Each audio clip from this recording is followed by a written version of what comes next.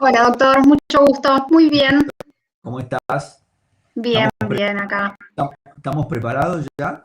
Sí, todo Bueno, muy listo. bien. Bueno, damos la bienvenida entonces a todos los alumnos del curso. Buenas tardes.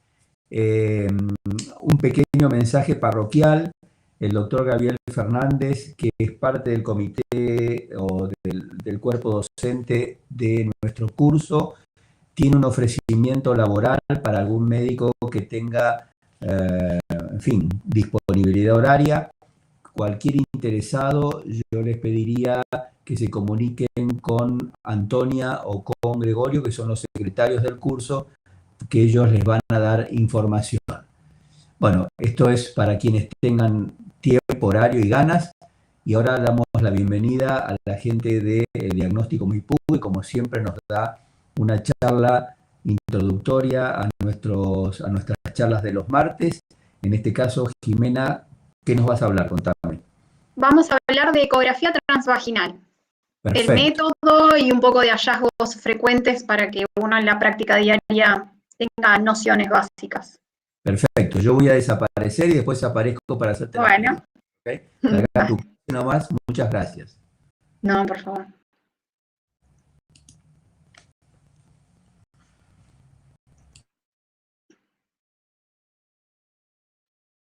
Bueno, creo que estamos. Vamos con el puntero. Perfecto. Bueno, como dijo el doctor, soy la doctora Jimena Belén Carpio, médica especialista en diagnóstico Maipú, y hoy vamos a hablar de ecografía transvaginal. La ecografía es un método de diagnóstico por imágenes que utiliza ultrasonido, si esa es la base física por la cual funciona, para crear imágenes de órganos, tejidos o estructuras del interior del cuerpo. Nosotros ahora vamos a hablar de la pelvis femenina, porque es ecografía transvaginal nuestro tema. Entonces vamos a decir que la pelvis femenina puede ser explorada a través de dos técnicas ecográficas: la ecografía transabdominal, o la abdominal que conocemos todos, y la ecografía transvaginal. ¿Cuál es la diferencia entre estos dos métodos? Es que la ecografía transabdominal va a utilizar un transductor convex, que se llama, que es el que está aquí en la foto, y la ecografía transvaginal va a utilizar este transductor endocavitario. La ecografía transabdominal se realiza a través de la pared abdominal. Necesitamos sí o sí la vejiga distendida, que sirve como ventana sónica, y un transductor de una frecuencia de 5 MHz. ¿Sí? Justo se tapó acá con la foto. ¿Por qué decimos que necesita una ventana sónica? El cuerpo, los genitales internos de la mujer, que son los que necesitamos explorar en este caso en una ecografía, están por detrás de la vejiga. Entonces nosotros el ultrasonido necesita viajar y atravesar todos esos tejidos que están antes del cuerpo del útero para poder explorarlos. Entonces necesitamos que justamente un medio a través del cual se transmita ese ultrasonido. Y eso lo va a hacer el líquido. Entonces necesitamos líquido en todas las estructuras anteriores a ese cuerpo que nosotros necesitamos estudiar. Entonces vamos a poner gel en la cavidad abdominal, en la pared abdominal arriba vamos a colocar gel, y la vejiga, ¿cómo la vamos a llenar de líquido? Reteniendo líquido justamente. Eso es lo que no necesitamos con la ecografía transvaginal. La ecografía transvaginal, nosotros al colocar el transductor en el canal vaginal, nos acercamos al órgano genital, que en este caso uno de los principales en estudiar es el cuerpo del útero. Entonces no necesitamos esa vejiga llena porque ya estamos en contacto con el cuerpo del útero. Entonces, la vejiga va a estar vacía y el transductor es de mayor frecuencia, ¿sí? Es de 7.5 MHz. La ecografía transvaginal, al realizarse justamente con este transductor de mayor frecuencia, permite mayor enfoque en planos cortos y mejor resolución de las estructuras que vamos a estudiar, aportando una visión más detallada del útero y los anexos, que son en este caso las cosas que más nos interesan. Sin embargo, como el transductor está colocado en el canal vaginal, tiene un movimiento bastante limitado, ¿sí? Entonces también hace que la visión que tengamos nosotros es bastante más acotada que la que podemos llegar a tener por vía transabdominal. Por eso, para estudiar a una mujer por alguna patología genital, ¿sí? Vamos a necesitar sí o sí que los dos métodos o las dos vías de ecografía sean complementarias, ¿sí? Es de muy buena práctica comenzar la exploración de la pelvis femenina por vía transabdominal y luego la finalizamos por vía transvaginal. Un ejemplo claro de esto, que después más adelante lo vamos a ver en imágenes, es por ejemplo para la evaluación de miomas, ¿sí? Antes llamados fibromas también. Los miomas tienden a crecer, ¿sí? Sobre todo en las personas en edad fértil, porque tienen mucha estimulación hormonal. Entonces crecen, y por vía transvaginal no alcanzamos a ver el fondo de esa lesión. Entonces, para poder terminar de estudiar esa estructura, es muy bueno hacer primero una vía transabdominal porque tiene mucho más campo de visión.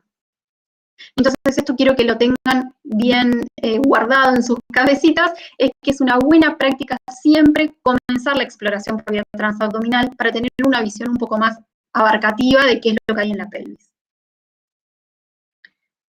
¿Cuáles son las ventajas de la ecografía transvaginal?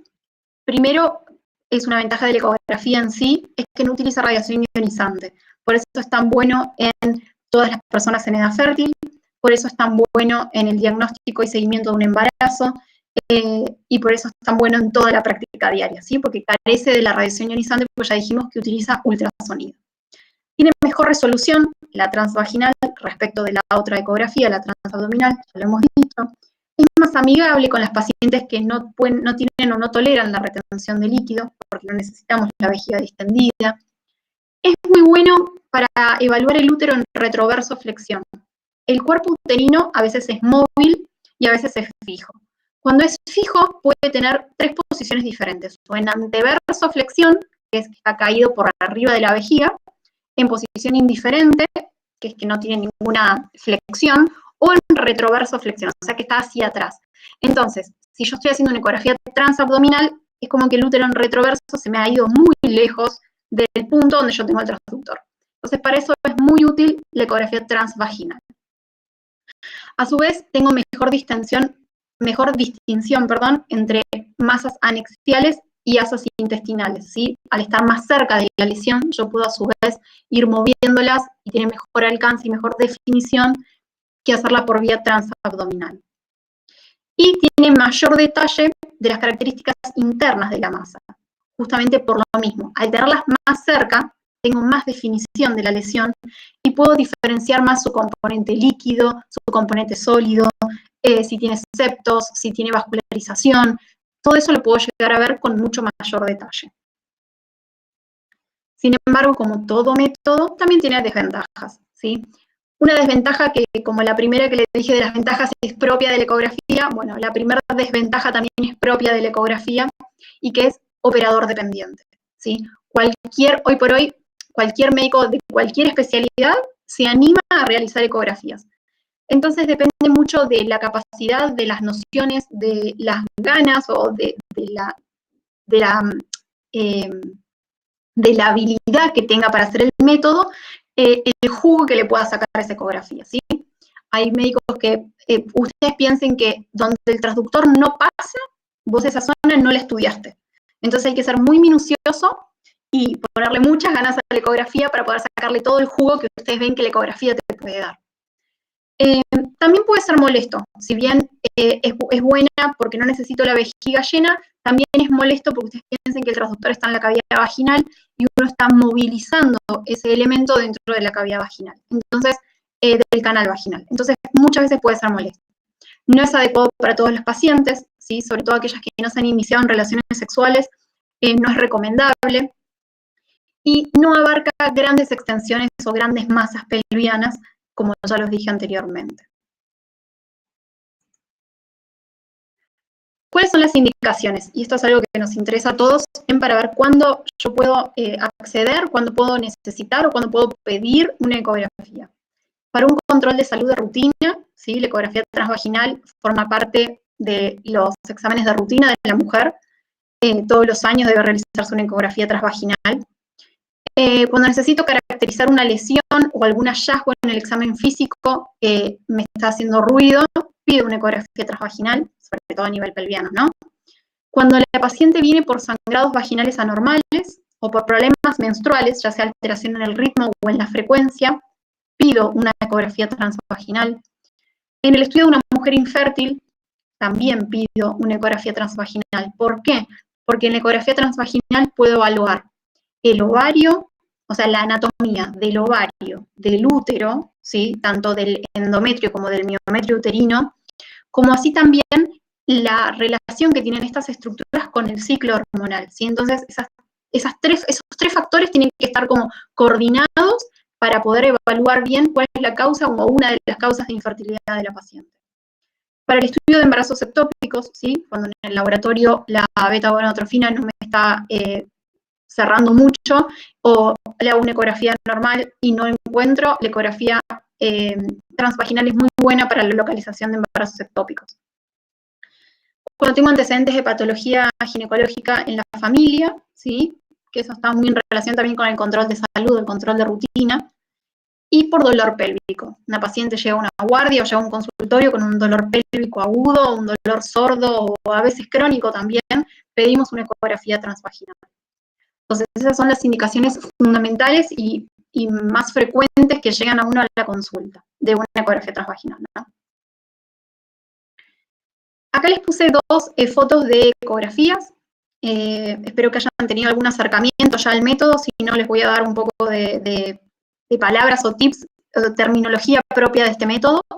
A la izquierda de la pantalla vemos una ecografía transabdominal, ¿sí? Que es esta, donde vamos a tener que el transductor está acá arriba, tengo la pared abdominal, el músculo, esto es grasa peritoneal o pelviana, la vejiga, y detrás de la vejiga, en el compartimento medio de la pelvis, tenemos el cuerpo del útero.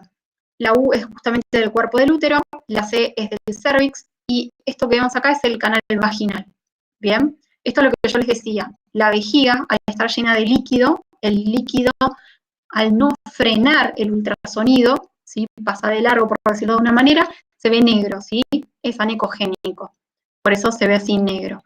El cuerpo del útero frena ese ultrasonido, por eso lo vamos a ver ecogénico, ¿sí? Y esa tenemos la anatomía por vía transabdominal. Ven que si bien podemos deducir que es un cuerpo del útero, no se ve tan lindo y tan claro anatómicamente como la foto de la derecha, que es una ecografía transvaginal. En la ecografía transvaginal tenemos acá el traductor, que está en el canal vaginal, continuamos por el canal cervical, ¿sí? La región ísmica y el cuerpo del útero. Esto es endometrio, la estructura media, ¿sí? Todo esto es miometrio, ¿bien? Y acá tenemos lo que sería el fondo de saco de Douglas, en un poco de repaso anatómico.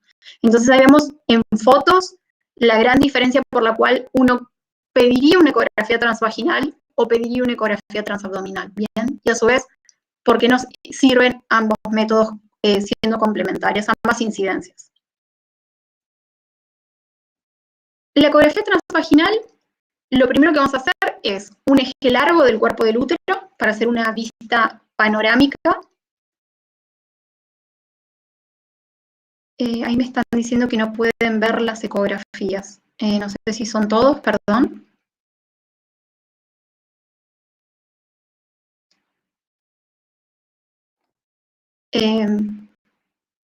Bueno, acá tenemos un corte longitudinal del doctor. Algún colega, pero se ven muy bien las Ok. ecografías. Perdón, Así que ok. alguno debe tener algún problema, pero nosotros la vemos muy bien. Yo la veo muy bien, por lo menos. Listo, continúo entonces. Estas son dos cortes clásicos y básicos que debe contar una ecografía transvaginal. Un corte longitudinal del cuerpo del útero, ¿sí? O sea, yo lo corto así a lo largo, que es justamente el eje largo, donde veo el canal cervical y el cuerpo del útero con su parte fúngica. Es importante que esté toda la silueta uterina bien abarcada, y a su vez le hago un corte axial o transversal, bien, para poder ver también las regiones cornuales, ¿sí? Todo el espesor miometrial y el endometrio. Otra imagen clásica que sí o sí tiene que haber en la ecografía transvaginal son los ovarios, ¿sí? Sabemos que son dos, uno a cada lado del útero. Y tienen todas el ovario tiene esta forma como de almendra medio ovalada, con estas estructuras que se ven hipoecoicas, anecoicas o redondeadas, negritas, que son los folículos, ¿sí? Uno conoce el ciclo ovárico y junto con ese ciclo ovárico estas estructuras foliculares van a ir variando, ¿bien? Por eso tenemos esta estructura que es un poco más grande, que puede llegar a ser un quiste o un folículo dominante, ¿bien? Pero eso es un aspecto normal de un folículo en una persona en edad fértil. Una estructura importantísima a estudiar en la ecografía transvaginal es el endometrio. Como sabemos, el endometrio es la estructura central del útero, que está sujeto a cambios cíclicos durante toda la etapa fértil de la mujer. Dichos cambios deben coincidir, como les dije, con el estadio del ovario y con el nivel hormonal, ¿sí? Entonces, esas tres cosas, esos tres ítems son fundamentales en la evaluación de una mujer, sobre todo en un camino hacia la fertilidad o hacia la reproducción, ¿sí? Pero son cosas que también en un chequeo de rutina uno tiene que prestar atención. Sí, el endometrio coincide con el estadio en el que se encuentra el ovario y a su vez con el laboratorio de la paciente. Entonces acá le puse 3 ecografías del endometrio en 3 fases diferentes del ciclo. Bien, este es un endometrio en fase basal o postmenstruo inmediato. Nosotros sabemos que en la menstruación el endometrio se desprende y luego va a empezar a desarrollarse nuevamente. Bueno, entonces acá tenemos en el postmenstruo inmediato, es basal. Vamos a ver que es apenas una línea ecogénica, si es bien lineal, ecogénico, liso, de una señal limpia, ¿sí? Sin ninguna irregularidad. Luego, pasados los días del ciclo ovárico, vamos a ver que este endometrio se va a volver trilaminar, ¿sí? En una fase proliferativa tardía, ya periovulatoria casi, es una fase que es bastante receptiva. Vamos a ver que se llama trilaminar, ¿por qué? Porque tengo una línea hiperecogénica, esta línea blanca, un área hipoecogénica y otra línea hiperecogénica que vendría a ser la luz o la cavidad endometrial en sí. Y por último, tengo la fase secretora o premenstrual, donde el endometrio terminó de crecer, está bien turgente, bien lleno de vascularización, previo a ser desprendido, ¿sí? Donde tenemos que verlo así, lo tenemos que ver grueso, pero a su vez homogéneo, ¿sí? Ustedes ven que ese es un blanco bastante homogéneo, ¿bien? Eso es característico de esa fase. Entonces, esto es fundamental, sobre todo en la fase secretora, que nosotros cuando encontremos estas imágenes vayamos rápidamente a ver los ovarios, a ver si condicen también. En este caso, en una fase secretoria ya deberíamos encontrar un cuerpo lúteo porque la mujer ya ovuló, o un ovario casi ya de aspecto normal porque ya está perimenstrual. Y es fundamental, ¿sí? Porque el espesor endometrial, sabemos que tenemos muchísimas patologías endometriales, entonces es algo que tenemos que prestarle muchísima atención, ¿sí? Más adelante vamos a ver algunos ejemplos de patología. Pero bueno, estas 3 fases del endometrio son muy características, así que son imágenes que quiero que retengan. Además del endometrio, que es la capa central, vamos a estudiar el miometrio, ¿sí? Es la capa muscular gruesa, es toda esta capa que estamos viendo acá, toda esta del fundus y toda esta que es la parte posterior, la pared posterior. Presenta esta ecogenicidad que se llama isoecogénica, es un poco más ecogénico que el endometrio, y se divide en 3 capas. La capa más externa, que es la serosa, ¿sí?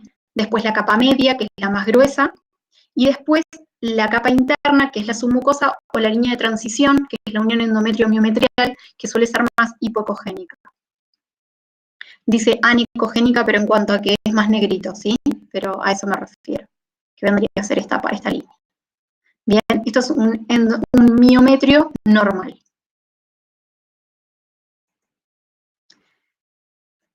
Y una vez que ya evaluamos el cuerpo del útero, su endometrio y su miometrio, nos vamos hacia regiones laterales donde vamos a encontrar los ovarios.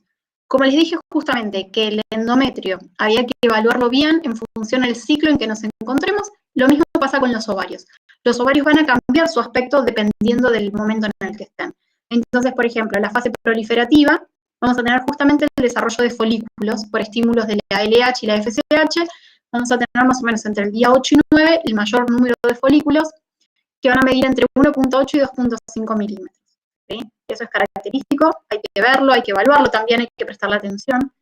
Y luego, por ejemplo, es lo que les decía, que en una fase más proliferativa tardía a secretora, que es en la segunda parte del ciclo ovárico, segunda, tercera, ¿no? Pasando la ovulación, tenemos el cuerpo lúteo. El cuerpo lúteo es muy característico en ecografía, no hay que confundirlo con lesiones malignas. Es una estructura que tiene un centro hipocogénico con una pared gruesa, fíjense que tiene toda esta pared, comparándola con el folículo normal, ¿sí? Fíjense la diferencia, es de mayor volumen, tiene pared. Y al Doppler, el Doppler es una herramienta de la ecografía en el cual nos mide vascularización, justamente, tiene todo este aro que se lo llama como aro de fuego, característico de un cuerpo lúteo, ¿bien? Para que no se asusten cuando vean esta imagen. Muchas veces uno tiene el concepto de que a mayor vascularización, mayor malignidad de las lesiones. Bueno, no siempre es así. Este es un ejemplo, es el cuerpo lúteo. Tiene todo un anillo de fuego y no es una estructura patológica. Y acá les puse también cómo vemos los ovarios por vía transabdominal. Vemos que son estas estructuras pequeñas y este es el cuerpo del útero en un corte axial. Vieron cómo, volviendo a las características del comienzo, tiene poca definición. Es útil para ver grandes cosas, pero para ver la estructura normal anatómica pierde bastante detalle. Este es un ovario en una mujer en edad fértil, más o menos ovalado, tiene mucho parénquima, tiene folículos, y este es un ovario en una mujer ya menopáusica, ¿sí? El ovario tiende a ser más pequeño, más oscuro, más hipoecogénico, y carece de folículos. ¿Sí? Tiene como el estroma ovárico puro. Eso también hay que diferenciarlo, ¿sí?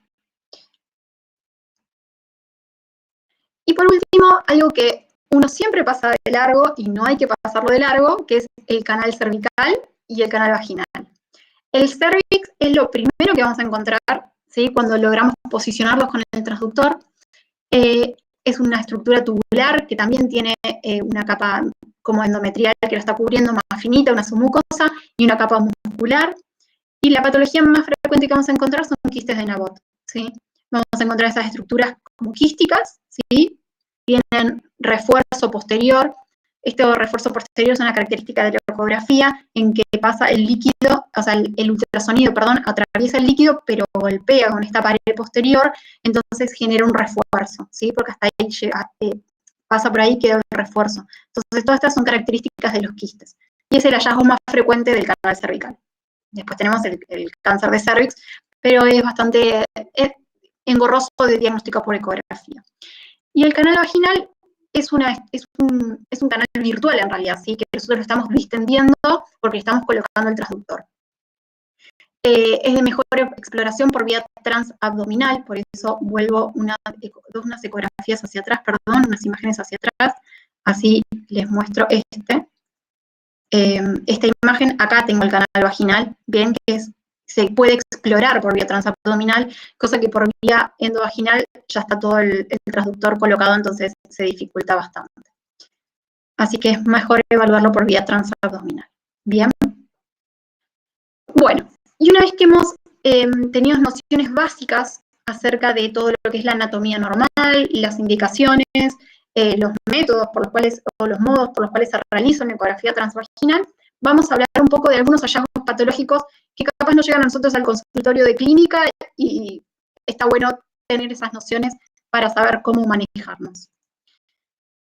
Vamos con el hallazgo más frecuente que puede tener cualquier mujer desde la edad fértil hasta la menopausia, son los miomas uterinos. Los miomas uterinos son tumores benignos, eso es importante hacérselo saber a la paciente, más frecuente que vamos a encontrar. Pueden ser únicos o múltiples, y dependiendo de su ubicación los clasificamos en subserosos, submucosos o intramurales. El subseroso es el que crece hacia afuera del cuerpo uterino, generalmente no da sintomatología, salvo que crezca muchísimo y genere como una tumefacción en la cavidad abdominal de la paciente o molestia intestinal más que nada. El intramural, que depende de su crecimiento y hacia dónde crezca, es si me da síntomas o no. Si crece hacia el lado endometrial, puede aumentar también la superficie de sangrado, entonces generar metrorragias. Si no, también pasan desapercibidos. Y el submucoso, que sí es el sintomático, porque crece sí o sí hacia la cavidad endometrial, y al aumentar esa superficie endometrial, aumenta el sangrado, y las pacientes van a ir a consultar por justamente esas alteraciones menstruales o sangrados fuera del ciclo menstrual. Suelen ser hipoecogénicos, ¿sí? O sea, suelen ser más oscuros que la ecogenicidad del miometrio circundante, y pueden llegar a sufrir degeneraciones quísticas o calcificaciones, ¿sí? Generalmente las pacientes de mayor edad suelen tener ya los miomas calcificados. Pero no siempre, ¿no? Pero suelen degenerarse con el tiempo. Acá tenemos un ejemplo, una ecografía transvaginal con un corte longitudinal del cuerpo del útero. Tenemos el miometrio, tenemos el endometrio, y sobre la pared posterior vemos esta estructura ovalada, hipocogénica respecto al miometrio circundante, que corresponde a un mioma intramural con desarrollo subseroso, ¿sí? Porque si ven, la serosa terminó acá, así que tiene mayor parte de su cuerpo dentro del muro que fuera, ¿sí? Por eso es intramural con desarrollo subseroso. ¿Bien? Este debería ser un hallazgo, no debería darle sintomatología a la paciente. Se controla, ¿sí? Se controla si crece, si no crece, pero no se debería hacer más nada. Acá tenemos otro, ¿sí?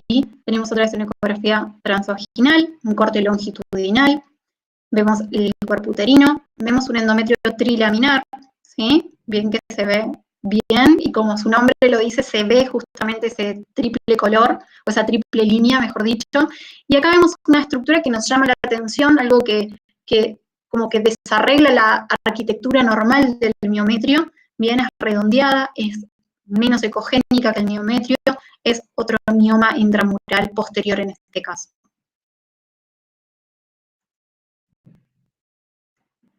En este caso tenemos otra vez el corte longitudinal, endometrio, miometrio. Siempre es bueno repasar, ¿sí? Todas las estructuras, ¿sí? Cuando uno recibe una imagen, está bueno repasar la anatomía y ubicarse, ¿sí? Justamente para saber de qué estamos hablando, de dónde estamos y qué es lo que nos llama la atención. Y justamente nos llama la atención esta imagen redondeada sobre la pared anterior, bien, que tiene algunas áreas de sombra acústica. Antes habíamos dado el elemento que era el refuerzo posterior, ahora vamos a ver sombra acústica. La sombra acústica quiere decir que algo me está frenando el eco y no me está dejando que pase. Y lo más característico que da sombra acústica es calcio. Así que este es un mioma que justamente se está degenerando, se está calcificando, ¿sí? Lo vamos a ver así. Otra patología que afecta al cuerpo uterino y es muy bien diagnosticado por ecografía transvaginal es la adenomiosis.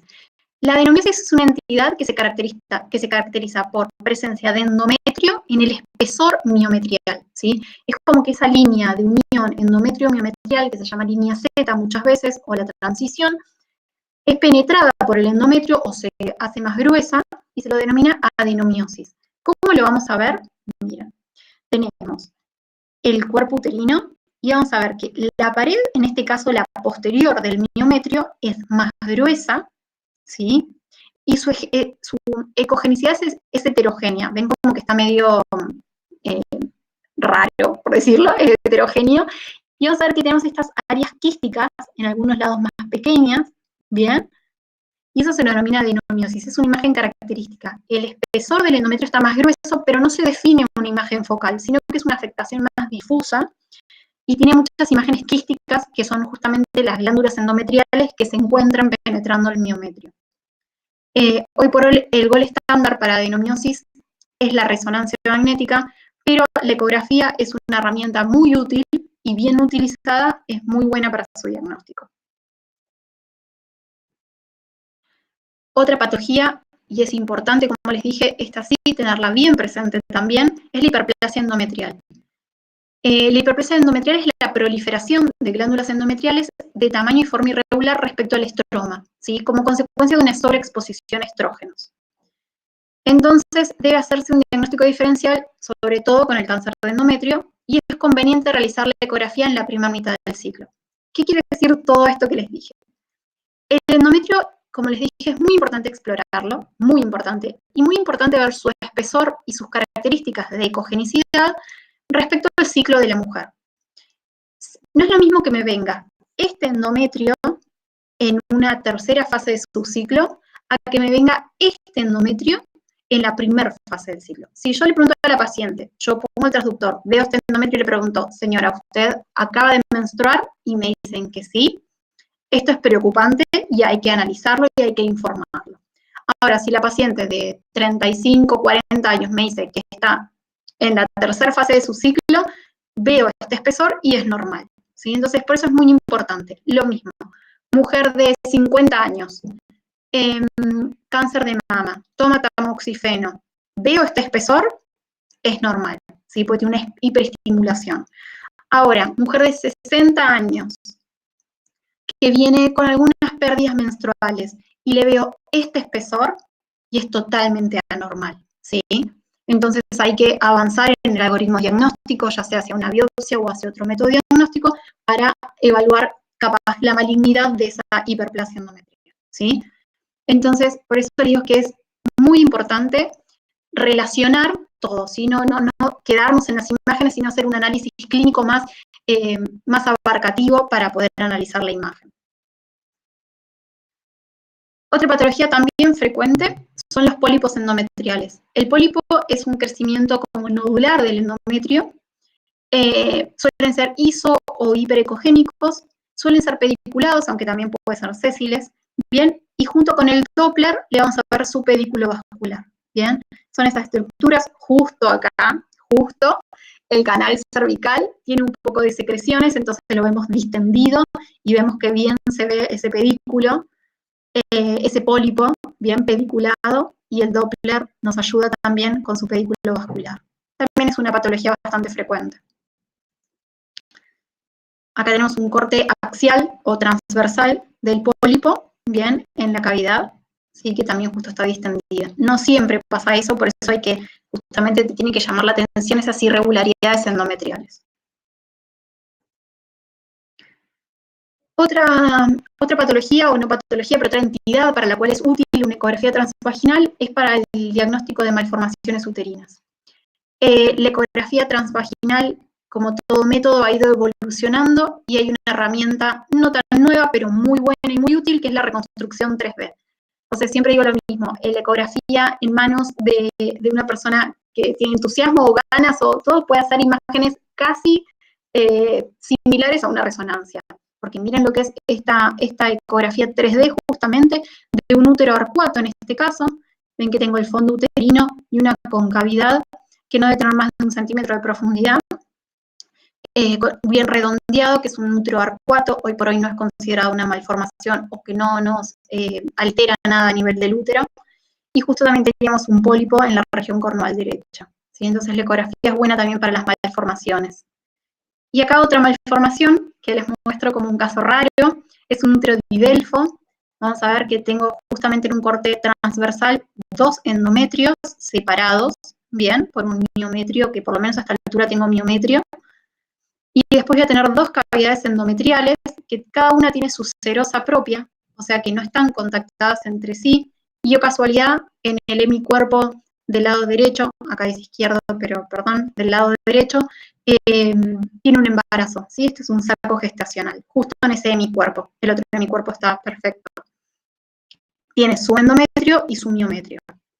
Bien, pero esto fue algo raro y me gusta mostrárselos también para que vean las utilidades justamente de la ecografía. Acá tenemos 2 utilidades, la de la evaluación de la malformación y a su vez el control o el diagnóstico de un embarazo.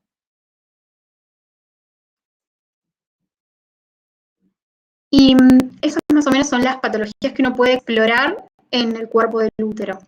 A nivel de los ovarios, lo más frecuente y muchas veces mal diagnosticados son los quistes de ovario. Muchas veces a un folículo persistente o a un folículo dominante se lo considera quiste, pero bueno, se puede hacer el seguimiento en los sucesivos ciclos ováricos, pero vamos a ver cómo un folículo es un poco más grande que el resto. Otra patología que últimamente está mejor diagnosticada, que es el síndrome de ovario poliquístico. Uno de los ítems que tenemos para diagnosticarlo justamente es el aspecto del ovario. Y un ovario de mayor volumen, con múltiples folículos, siempre a la periferia, y menores de 10 milímetros, como un collar de perlas, es uno de los puntos a diagnosticar de un ovario poliquístico, a diferencia de un ovario normal. Después tenemos los endometriomas. La endometriosis es una enfermedad ginecológica que está caracterizada porque el tejido endometrial está fuera de la cavidad uterina, a diferencia de la adenomiosis que estaba en el espesor. Acá está fuera de la cavidad. El endometrioma es la forma más frecuente, que es justamente el tejido endometrial en un ovario. Generalmente son uniloculados, o sea, son estructuras únicas, redondeadas, de paredes gruesas, regulares, con un tejido, con un contenido, hipoecoico homogéneo, que es como un vidrio esmerilado, es esto, ¿sí? Ven que no es negro, liso, como estos, ¿bien? O sea, que tiene un contenido particulado, por eso se le dice vidrio esmerilado, que es justamente el contenido hemático que tiene. También esta es una imagen característica de un endometrioma. Lesiones ováricas malignas, obviamente también sirve para eso la ecografía, suelen ser lesiones únicas, que tienen septos gruesos, o imágenes nodulares, áreas sólidas nodulares, y se puede acompañar de ascitis, ¿sí? Paciente que viene con esta imagen y ascitis es indicativo de una lesión maligna de ovario.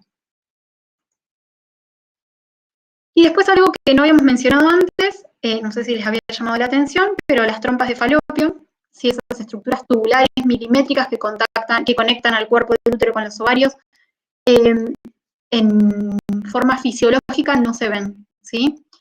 Una forma buena para evaluarlos es con una histerosonografía, ¿sí? Que es colocando a través de una sonda solución fisiológica, entonces sí vamos a poder distenderlas un poco y evaluarlas, y si no, cuando están patológicas, como son los hidrosalpings, o las obstrucciones o torsiones de trompa, donde vamos a ver la imagen característica, y quiero que se las memoricen porque seguro que en algún informe les va a venir, que es como una estructura bilobulada con un septo incompleto, ¿sí? Entonces tenemos como dos estructuras redondeadas con un septo incompleto que no es más que la trompa que está dilatada y una fimbria que nos quedó ahí, o una de las pliegues de la trompa, ¿sí?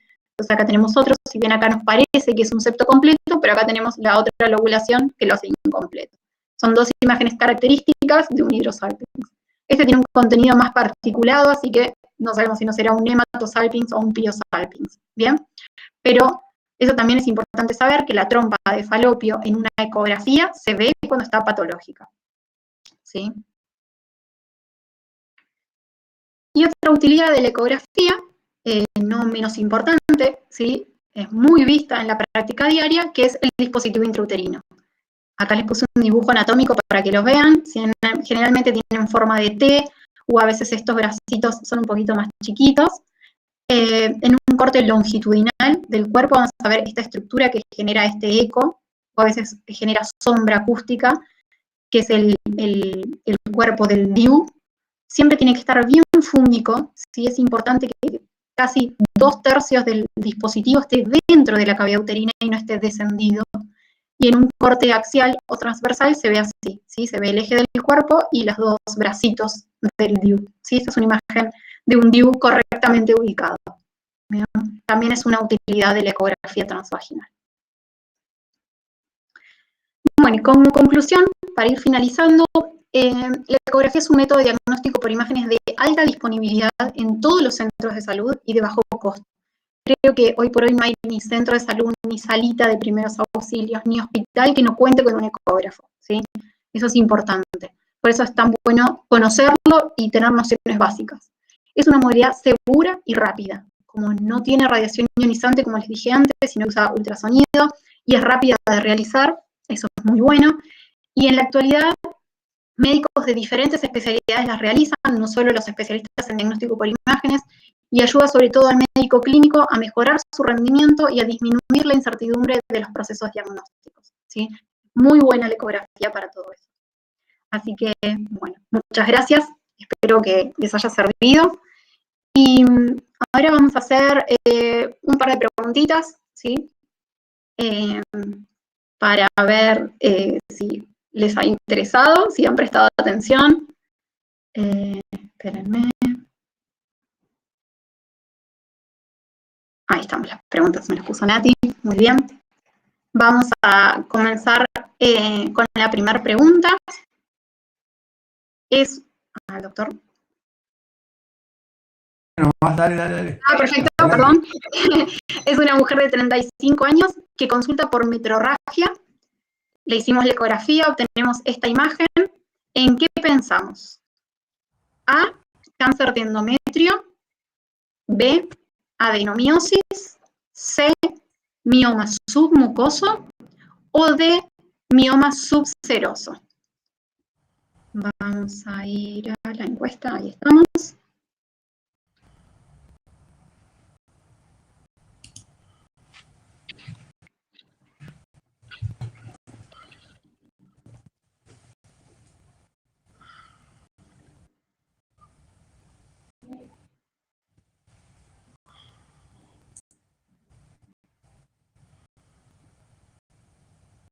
Creo que lo hice fácil.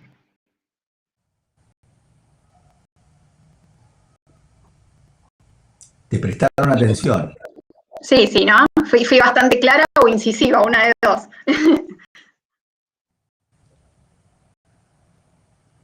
Vamos a ver un ratito más.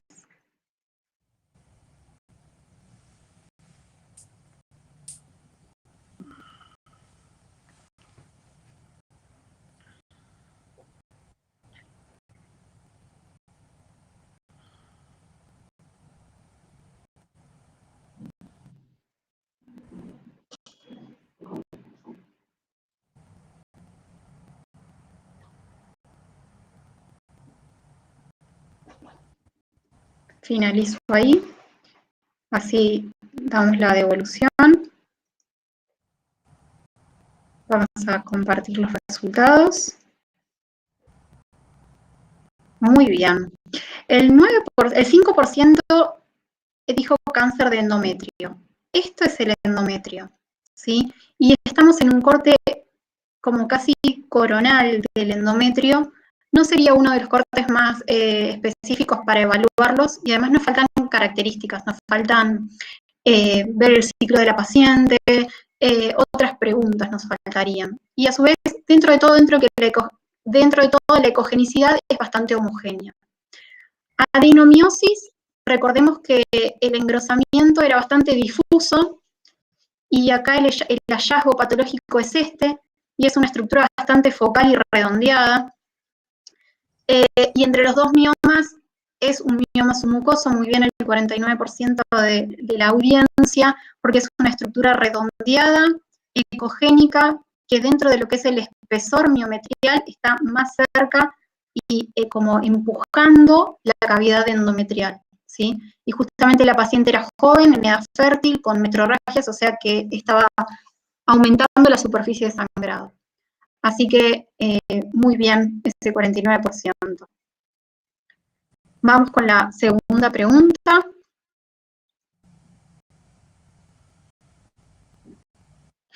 Es una mujer de 25 años que en el laboratorio nos vino con hiperandrogenismo, aumento de la LH y descenso de la FSH. Le realizamos una ecografía y observamos la siguiente foto. ¿En qué pensamos con este ovario? ¿Un tumor neuroendocrino de ovario? ¿Un teratoma? ¿Un síndrome de ovario poliquístico o una endometriosis? Vamos a la votación. Ya pueden votar.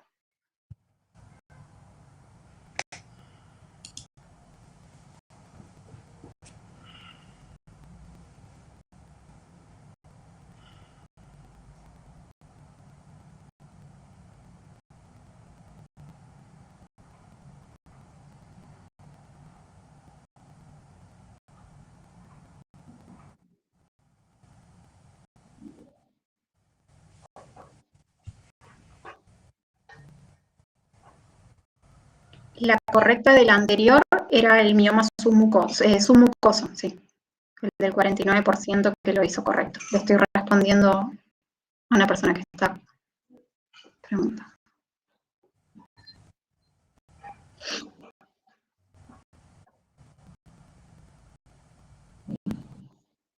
Bien, finalizamos la votación.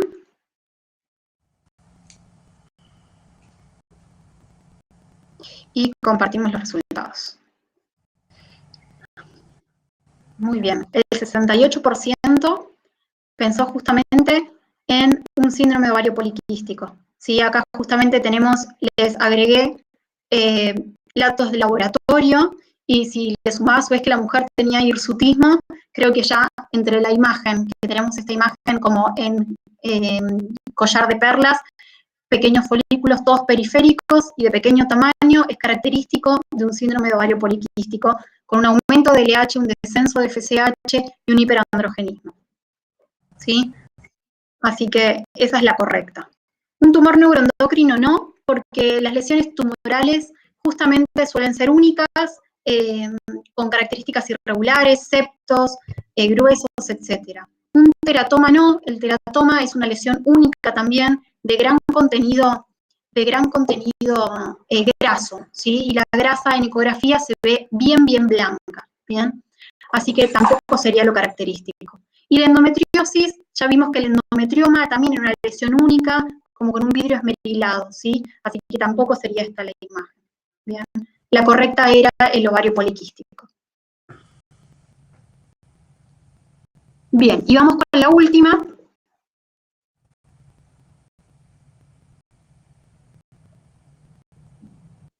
Que es una mujer de 65 años, ¿sí? Acuérdense de eso, con metrorragia. Bien, entonces, ¿en qué pensamos con esta ecografía? Es un cáncer de endometrio, una adenomiosis, un mioma submucoso o miomas sucerosos. Vamos a votar.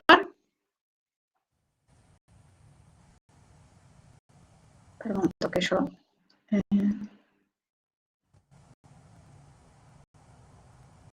No sé si podemos... Sí, la encuesta. Ah, y la pusieron, perdón. Bien, podemos comenzar con la votación.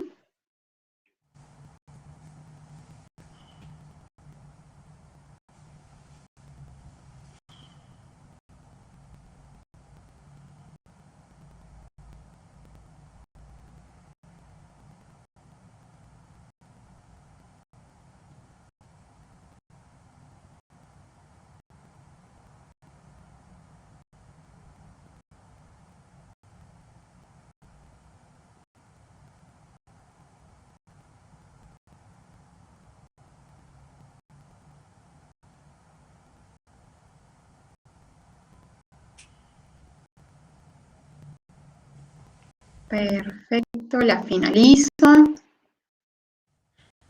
Vamos a compartir a ver qué es lo que han pensado. Perfecto, el 56% pensó en un cáncer de endometrio. Muy bien, justamente una mujer, 65 años, la mayoría de las mujeres ya están en una menopausia, entonces tener un endometrio de este espesor es patológico, y más aún si la paciente viene con metrorragia. La adenomiosis no, porque en la adenomiosis era una afectación más bien miometrial, si bien es endometrio, pero es en el espesor miometrial. Y los miomas tampoco, porque son justamente patología miometrial, y acá el miometrio se lo ve divinamente liso y perfecto en su espesor. ¿Bien? Así que el cáncer de endometrio era la opción correcta. Así que dejamos de compartir y volvemos a las preguntas. Y eso era todo, así que muchas gracias, espero que les haya sido útil. Excelente, realmente muy buena la demostración y muy claro, completamente claro lo que acabas de decir. Vamos a ver si, podemos habilitar el chat de las preguntas de los dos.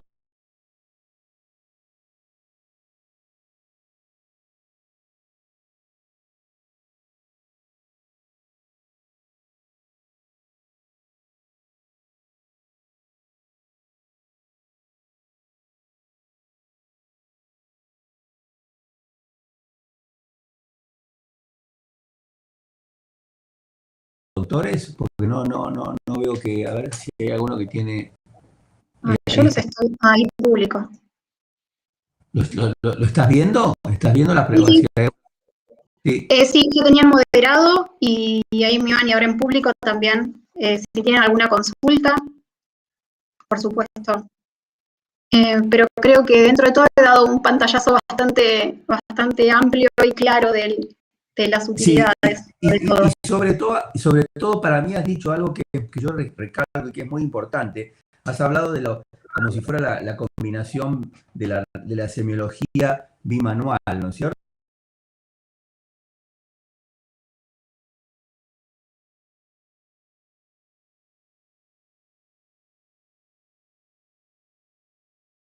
¿cierto? Tiene que ser abdominal y también transvaginal, porque uno cree que solamente que para ver los órganos sexuales femeninos solamente sirve la ecografía transvaginal o ginecológica, y sin embargo las dos visiones son muy útiles. La abdominal, como vos decís, introductoria, y la transvaginal para mirar mejor alguna cosa, un detalle que a ustedes les parezca. Me parece un concepto muy interesante. Doctora Silvia Falasco, ¿está usted por allí? Si quiere participar con alguna pregunta o algo que le parezca. A ver, ahí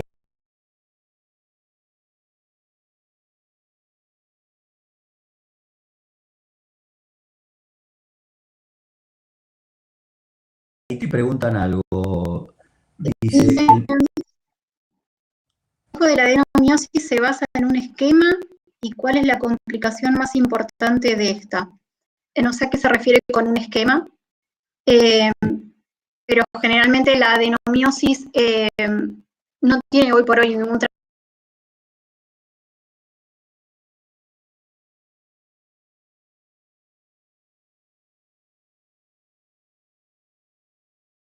tratamiento más que sintomático.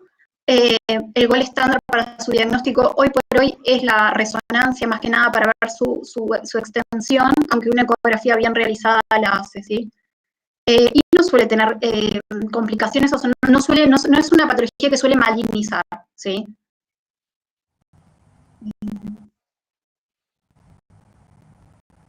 Después, una indicación de la TV era control de salud, cada cuánto se tendría que hacer y a partir de qué edad. La ecografía transvaginal forma parte del control anual de la mujer, ¿sí? Junto con la ecografía mamaria y la mamografía, dependiendo de la edad. Hoy por hoy se dice que se puede tener una ecomamaria y una mamografía, basal de los 35 años, y luego, si no tiene antecedentes, seguir hasta los 40.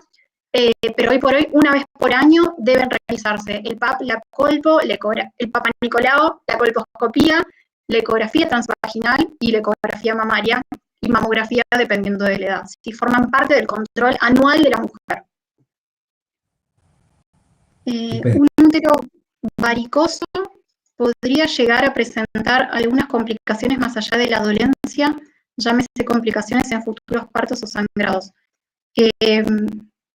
No sé a qué le llaman útero varicoso. Muchas veces el miometrio puede tener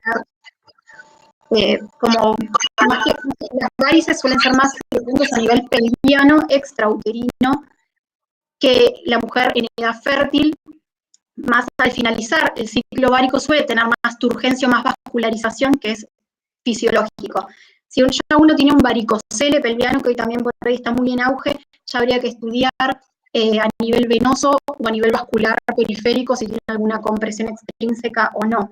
Pero no sé si se está refiriendo a eso. Pero si no, no suelen tener complicaciones. En una paciente obesa es mejor realizar la ecografía transvaginal, sí. Una de las complicaciones de la ecografía transabdominal justamente es el espesor del abdomen de la paciente, que dificulta la transmisión de las de ultrasonido. Entonces es mucho mejor una ecografía transvaginal. Eso sí. Silvia, ¿alguna pregunta? ¿Sí se escucha o no? Sí, te escuchamos perfecto. Primero felicitarte, Jimena, porque clarísima tu exposición. Muchas gracias. Para lo que es el pólipo endometrial, ¿cada cuánto harías el control, tanto en la premenopausia como en la posmenopausia? En realidad, en la premenopausia, un pólipo no se controla, directamente se diagnostica y debería, si la paciente está sintomática, o sea, si tiene sangrados, debería directamente sacarse, ¿sí? Si bien no, es raro que malignicen, pero es una estructura que está alterando la superficie endometrial. Entonces, puede generar sangrados abundantes o sangrados extramenstruales que complican justamente a la paciente. Entonces, el pólipo generalmente da síntomas, no se controla, se saca directamente, ¿sí? Y la verdad que la posmenopausia es raro que crezca un pólipo, sinceramente. Bien. Bueno, gracias. No, por favor. Bueno, Jimena, te agradecemos enormemente, fue muy fructífera la charla, así que vamos a... Gracias y saludos a todos por allá. Y vamos a seguir con los doctores que van a hablar, que van a seguir con el tema. Muchas gracias por la invitación. Un abrazo, Jimena, gracias. Hasta luego. Hasta luego. Bueno, la doctora Jimena entonces se retira de la plataforma para que podamos de alguna manera